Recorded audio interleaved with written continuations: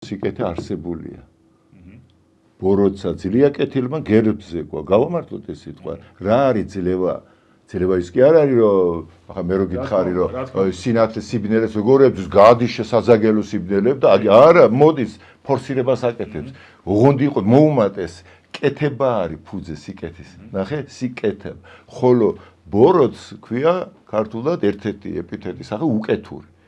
რა უკეთურება რა არის უკეთური არ კეთდება ამბობ არ აკეთებ ხოლო სიკეთე რა არის კეთება კეთება რა არის აქტიურობა სიკეთ ანუ რა ვინ აქტიურობს ნათელი ჩემში ვამატებ ტემპერატურას მატერიალიზებს უკეთებ სიკეთის ნამცეცებს ვაგროვებ და მატერიალიზაცია უნდა მოხდეს სიკეთის კი არა რომ ვილაპარაკო ან ვაიმე მოვიწონო წინაპრები რა კაი წინაპრები ყავდა კარგად იქნება ყველაფერი არა აკეთებ ახორციელებ იქ სადაც ხარ შეიძლება სახში იყოს, შეიძლება სწავლობდე, შეიძლება სამსახურში იყო უკეთური ნუიქნები. ანუ არ დაარღვიო კოდექსი შენი შინაგანი და ესე რომ გავაკეთებ ნელ-ნელა ბოროტების ადგილი არ დარჩება უკვე. სხვა გზა არ არის, აი ეს არის ქრისტეს გზა. საკუთარ თავზე ჯვარცმით აღდგომა, შემდეგ ეს სიკეთე გადადის ყოველთვის მიდის და რომის იმპერია სწორედ ამ ანთებულმა ადამიანებმა დაშალეს. არც იარაღი ეჭირათ ხელში და არც არაფერი. და იქ იესო ქრისტე გუშინ დღეს და ხვალ იგივეა.